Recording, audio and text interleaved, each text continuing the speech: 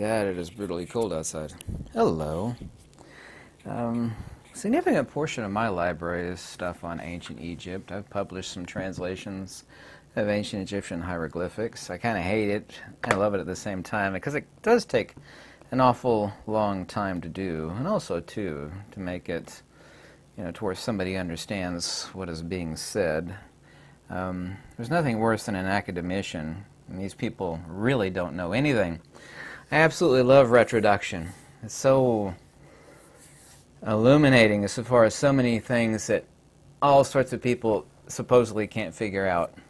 And I'd like to explain very simply and logically, because over the decades that I've basically seen every show on ancient Egypt, and especially on the pyramids, and I think I have seen them all. They're all completely ludicrous. The only person who actually gets a lot of things right is Robert Bauval. He wrote a book called The Serious Mystery. He's written some other books since, and he also, too, exposes how current modern-day Egypt, is extremely oppressive in allowing Egyptologists and people like him to actually look and examine things, to uncover ancient secrets. They're very, very controlling. He recently wrote a book about that. I forget the exact title. But there's several different discoveries by several different people, and amazingly enough, and this is where people can't see the forest for the trees, they actually can't combine A, B, C, and D. And it makes it really simple. And explaining the ancient Egyptian pyramids actually becomes quite simplex. One of the guys that made a significant discovery, his name is Jean-Pierre Houdin, and there are a couple others, and I'd like to stitch those together rather seamlessly and paint a very brilliant, simple picture as to the construction of the ancient Egyptian pyramids, primarily the pyramids at Giza, where you don't actually have to, turn on any sort of a belief system, make some sort of, incredulous, ridiculous leap of faith. Like a lot of these academicians have forwarded nonsense about the pyramids over the ages.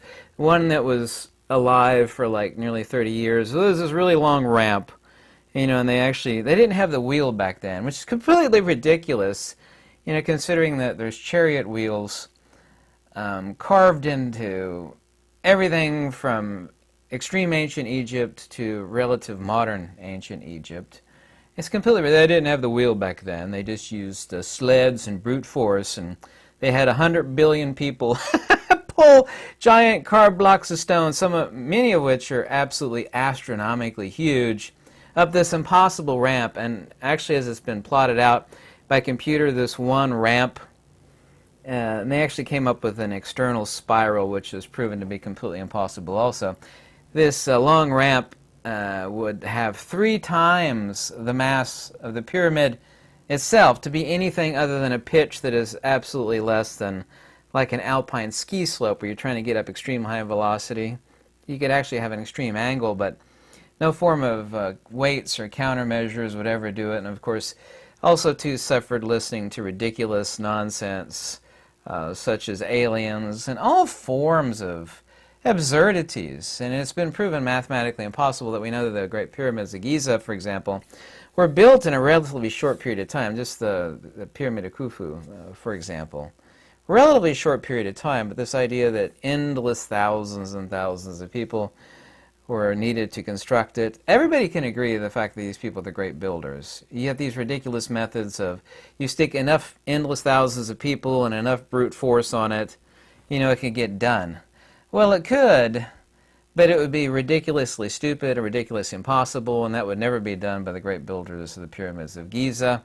And it would take an astronomically long period of time, which we know that these were built relatively quickly. Now, my definition of relatively quickly is certainly different than yours, but using extreme brute force and endless thousands of people is absolutely impossible. It's just an absurdity. So let's get to it and actually combine a few things that we know are true. Now, this was proven that the white Tura limestone, the outside casing stones, which were actually peeled off over a period of like 2,000 plus years to actually build houses in Cairo. They were actually peeled off. The only external white Tura casing limestones exist at the top of the Great Pyramid because it's just too damn high.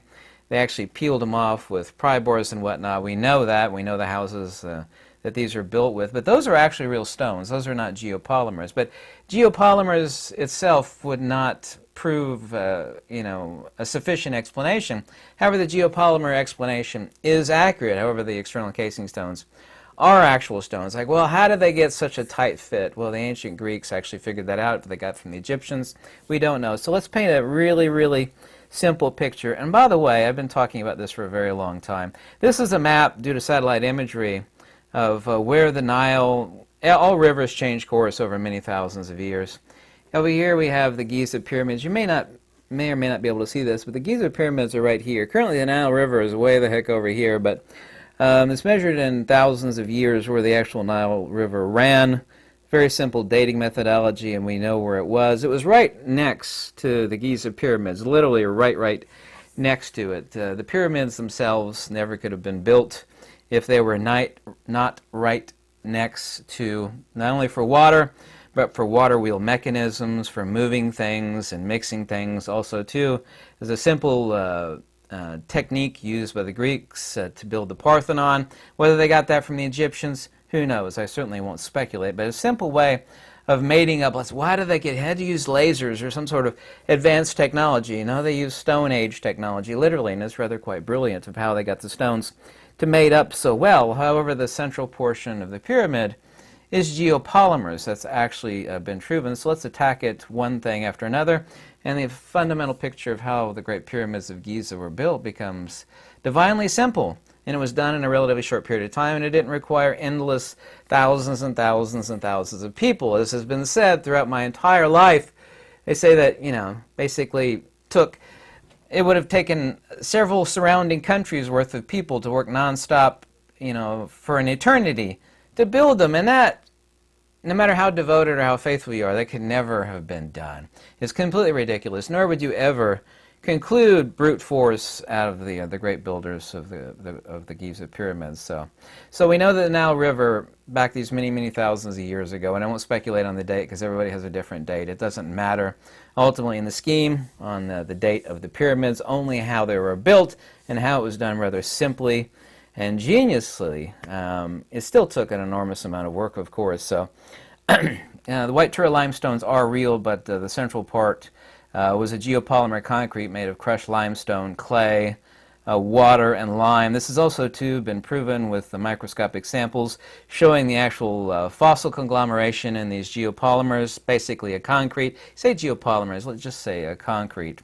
They also, too, found many countless examples. There's a great and brilliant book written on the geopolymers of the Great Pyramids. The presence of organic fibers and air bubbles, as you would find in any concrete. Of course, current day when we built megastructures out of concrete, we use these huge vibratory rods that are actually dipped into the wet concrete, and it vibrates out most of the bubbles. We can't assume to know what they did to get most of the bubbles out, but there are impossible bubbles found throughout the central blocks of the Great Pyramids, and the presence of organic fibers, which would never be found in endless millions of year old natural limestone. So these are undeniably so geopolymers, i.e. concrete. Now the external casing stones was proven, and not too long ago, I think it was also too proven, not by Jean-Pierre Houdin, but not by Robert Bauval either. I forget, he's a skinny, lanky guy that speaks French, and he kind of has crooked, I can't remember his name to save my life.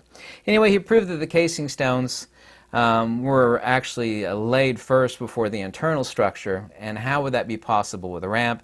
That would be impossible. It couldn't be done possibly through an external ramp, which is completely ludicrous. Anything that's just slightly less ludicrous than that extremely long ramp, which would have been 3 times the mass of the Pyramid of Khufu, is a spiral ramp that goes around the outside. But they did discover a spiral ramp that ran on the inside. Also, too, it was discovered by Jean-Pierre Houdin, and he gives an enormous amount of proof of this. I'll get on to this third point here in a second. Anyway, the outer blocks, the casing stones of white Tour limestone, were laid first to maintain the angles for the form that's rising. Also, too, they provide slip forms for the actual pouring of the geopolymer concrete of the interior blocks of the pyramids. It helps laying the outer blocks first, helps monitor the geometry of the pyramid rising, speed up the slip forms of the poured geopolymer concrete. Also, too, how are these stones? Now, remember the interior. Now, the granite inside the king's chamber, that is actual stone. That is not poured geopolymer. Is there a slight possibility that it is? It's possible, but it would comprise less than 0.1% of the totality of the Great Pyramids, not including the external casing stones, if this granite, and of course the sarcophagus, and it may not be a sarcophagus, I won't speculate on that, are actual stones that were laid into place of the king's chamber. But how they actually smooth the outer casing stones and the extreme precision of the granite of the inside of the king's chamber is called it's a rotary mechanical smoother. They had this, they used it for building the extreme precision, basically laser precision, between these enormous stones of the Parthenon, for example. There are many countless others. You actually use sand as a smoothing agent, but you use the rocks themselves to get this perfection, laser perfection between the two. And the only thing you need to drive that is a water wheel. Now, the Nile River ran right next to the Giza pyramids. We know that from satellite imagery. That's an undeniable proof. In fact, now currently the Nile River, I forget, 5.6 miles to the east of the Great Pyramids. I can't remember the exact distance today, but back in the day it was right next to them. So they used rotary mechanical smoothers, which first started off with sand, and the sand is swept away, and then they used the two stones to create laser precision between the two. And this is simple and crude, but it uses not human labor, but just rotational water and water wheels to rub these stones against each other for this perfection of mating between the stones. This rotary mechanical smoother that was proven to be used in the building of the Parthenon and other Greek structures, which was probably taken from the ancient Egyptian builders, but we don't know that. The Grand Gallery, this part of the main pyramid that goes up roughly 70% of the pyramid of Khufu, turns out that the Grand Gallery was a trolley system that actually ran. There's 28 notches on either side, which actually contained wood and rollers. And it was a wooden, it had to have been a wooden slide. It had to have been a wooden slide on the lower benches that these notches were carved. There's 28 notches on the bench that's outside of the steps of the main Grand Gallery. At the top, there was actually a very super smooth V-notch, but since the tourists went in there, this top step of the Grand Gallery V-notch was hard to step onto because you could slip and kill yourself. They actually poured concrete there to fill in that V-notch, but there's pictures that exist of it that this was the rope pulley system that actually was used to transport the geopolymer materials up to the top. I don't know if you've ever seen anything that required a massive amount of concrete, no different than geopolymer. You have to get it there quickly, otherwise things go bad. And so you have to build this speedy system that when you mix the materials, these materials were sure to be mixed somewhere at the base of the pyramid or very close. Get it up, and when the pyramid got higher and higher, time would lapse, and of course it would start to freeze up. You can't be inefficient like that. So you transport these wooden buckets, I'm assuming wooden buckets, but it's an undeniable trolley system. On the side of the bench, there are precision marks that are permanently stained in the stones on the side of the bench of the Grand Gallery, where the rollers ran on top that sat in those 28 notches that go up the Grand Gallery, where the sled system was greased. There's 4 notches with permanent staining that is grease. This was for transporting the geopolymer, i.e. the concrete that the Egyptians had on their formula, for transporting that up higher and higher. Now, the Grand Gallery only goes up roughly about 75% of the interior of the Great Pyramid of Khufu. But it is proven, and this was discovered in 1986, they were looking for hollow rooms. They were not trying to look to prove how the pyramids were built. It was using microgravimetric microdensity to show the rising spiral. This never made any news at all because they were looking for hidden rooms in the pyramids. They were not looking to uncover the nature. Jean-Pierre Houdin knew that there had to be an internal spiral, and there's a mountain of evidence of this internal spiral. So here's the two images of the microgravimetric display of the interior of the Great Pyramid of Khufu. Right there, there's one of them. Here's another one. And there is this anomaly that I've known about for decades, and nobody ever explored it. And it's about 80% up the way of the pyramid. They actually plotted by computer where the spiral ran inside the interior of the pyramid, and there's a breakthrough right there because the casing stones were peeled off over the centuries, the white casing stones used to build homes and other things in Cairo. And they went in this room and they found cold air pouring through a crack. He went into a small chamber, small crack that he could fit through.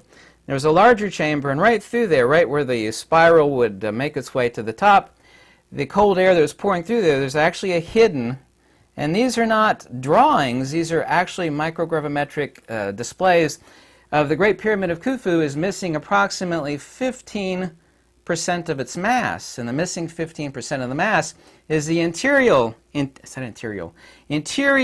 spiral that goes up inside the pyramid. Now, to keep the geopolymer going, since the Grand Gallery only goes up roughly 75% up to the base of the Queen's Chamber, 75% up the mass of the pyramids, once it's taken up to that level, making its way to pour the geopolymer before it actually seizes up, just like concrete. I've seen all these countless building videos over the decades. I don't know if you know about concrete. You got to rush it there before it seizes up. It's like, well, it's gone. It has to get there in a timely manner. So the Grand Gallery was a mechanical. Everybody apparently is amazed with the Grand Gallery. I'd love to go in there myself, seen countless videos and pictures of it. But nobody ever explained what the benches were for, or these deep notches about the size of a shoebox going up. Well, they actually held the wooden bench form and rollers that actually drug the sled up inside of the Grand Gallery of, I'm assuming, a wooden box containing the geopolymer. It's no different than a concrete mix that is poured up into the slip forms. Now, it has been proven that, undeniably proven, not a theory, not a belief, that the casing stones were placed first to keep, of course, the geometry of the pyramid rising at the correct angles in geometry, but it also, too, provided an exterior slip form for the geopolymer pores. Hyperlogical, hyper-simple. Also, too, the Grand Gallery provides a counterweight system for the pulling up of this, and instead of requiring thousands and thousands of people pulling up these enormous blocks in the Grand Gallery, which unfortunately Jean-Pierre Audin believes is the case, his theory is correct, but he's stuck in his brain that these super mega blocks were pulled up the Grand Gallery. It's just completely, no, it's just, it was not done that way. You actually pulled up the geopolymer in its unset form, and it was poured around the interior in retracted placement and retracting slip forms of the geopolymer of the interior of the pyramid. Now, the granite form of the Queen's Chamber and of the King's Chamber, of course, is true stone, but that is the extremely small percentage of what the... you ever remember how they make sausage in Germany? Of course, they boil it and you hang them up from the thing. You know, you use this thin pig's intestines and you fill the sausage up and then you twist it. You ever seen them make sausage? And ultimately you end up with this hard sausage. That intestinal form is nothing other than the firm geometry of the outside of every layer of the Great Pyramid going up, like the casing on a sausage to be made. The slip forms are actually placed, the geopolymer is poured, it sets, and then you move on to the next. And you could do multiple ones of these very quickly, not using countless thousands and thousands and thousands of people. But it turns out that you could pull up this geopolymer with less than 100 people. And the remaining 100, up to 1,000 people, could lay the layers of each level of the pyramid quickly, because we know that the pyramids of Giza were built rather quickly. But the numbers based upon the idea of a ramp and pulling up super mega blocks and using a bazillion people is ludicrous, it's impossible, it's stupid, and it's nothing the great builders of the pyramids would have ever done. So the Grand Gallery uses a trolley system with 28 notches that had rollers to pull up the geopolymer.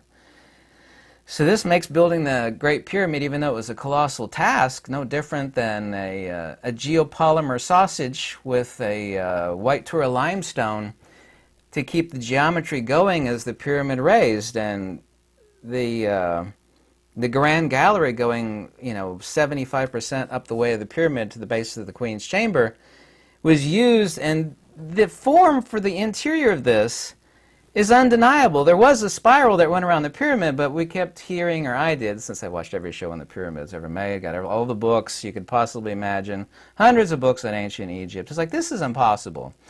The actual math doesn't add up, that there is an interior, and this, of course, is two-dimensional.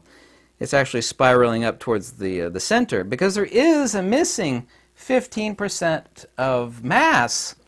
If we assume roughly, not counting the Queen's Chamber and the King's Chamber, missing 15% of the mass of the pyramid. And it's the fact that there is a spiral tunnel that goes up the inside, not only to bring the casing stones up, but also, too, during the remaining 30% of the pyramid is brought up the Grand Gallery, and then the remaining 30% through the existing internal spiral that goes up to the top of the Great Pyramid of Giza.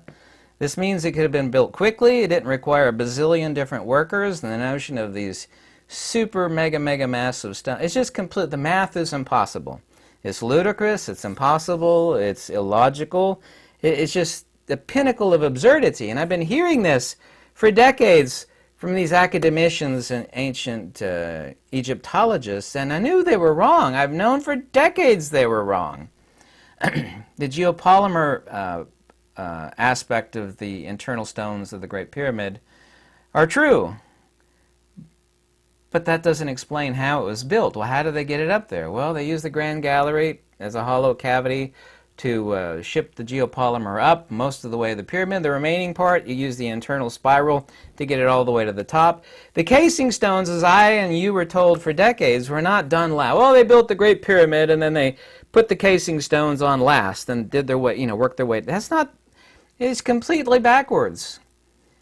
That is the outer wall with the correct geometry to provide the slip forms that were used, very simple slip forms for this geopolymer concrete, to have and maintain the correct geometry of the pyramid. It's unfortunate all those, well, most of the external casing stones have been removed except for like the top 25%, which is, it's way up there. They just gave up after they got most of the casing stones off.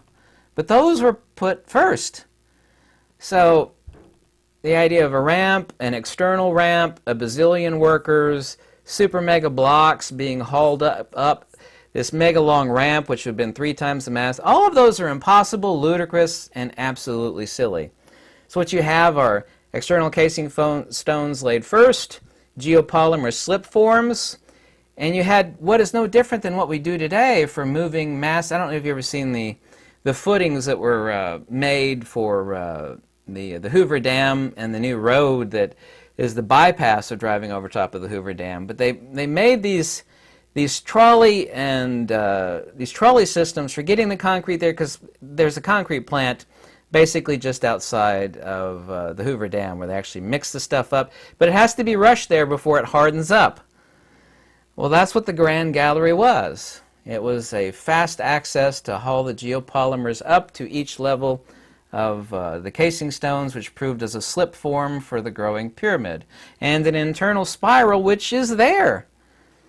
The what do they call this? A microgravitic, yes, microgravimetric microdensity showing the spiral inside the pyramid. That's not a drawing or something somebody drew or did on a computer. That's the actual scan of the 1986 study looking for a hidden chamber.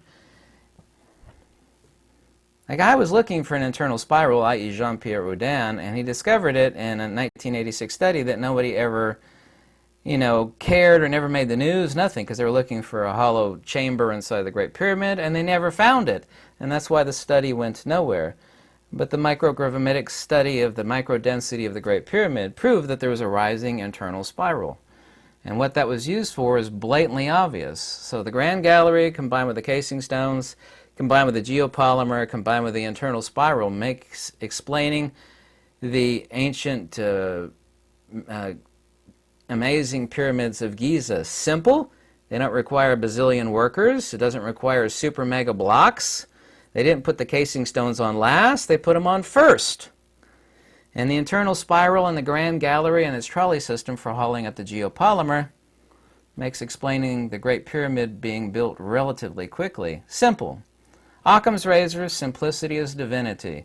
And very, very, very, very brilliant mega builders, i.e. the ancient Egyptian pyramid builders, would not have done anything anywhere near as stupid, lame, or dumb, or insane, or ridiculous as has been said and stated as fact these many decades to me and to you.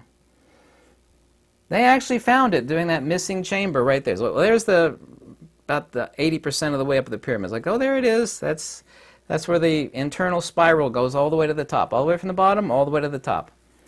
That's how they drag the casing stones up. Brilliant. Simplicity is divinity. If you ever want to contact me or anything, my email's in the description below. Any donations are always warmly welcome. Or you can email me and tell me how much you hated this video. Whatever makes you happy. But this is the only way to explain the Great Pyramids simply and without the ridiculousness of super mega ramps that are 3 times the mass of the pyramid and 10 billion workers, not literally, 10 billion workers, 10 billion workers and super mega stones that, and I kept saying, oh, the Egyptians didn't have the wheel. Well, that's just completely ridiculous. So stupid. There's wheels carved all over ancient Egypt. Well, it was just chariot wheels. Well, this is the reason why the ancient Egyptians had stone roads for the building of things. They used the wheel on these roads. They said, well, the wheels would have sunk into the sands of ancient Egypt. That's why the Egyptians had stone roads. You know, for moving of massive amounts of material quickly and simply. They had wheels and they had stone roads. Oh, it was ridiculous. These ancient Egyptian academicians, you know, oh, I'm an expert in ancient Egyptian, as, you know, somebody at a college. These guys don't know anything. And they certainly don't know architecture. So it took several experts in architecture to figure this out. These academicians of ancient Egyptian culture. People who are experts in ancient Egyptian culture really know less than nothing about architecture and building and how to do things and pulley systems and concrete and slip forms and pulley systems. They don't know anything about that. Why would we ever listen to people like that about architecture? Architecture is architecture is architecture. Master builders did not build the ancient Egyptian pyramids using super mega blocks and 10 billion people in 1,000 years. That's completely ludicrous. Anyway, thanks for watching. Goodbye.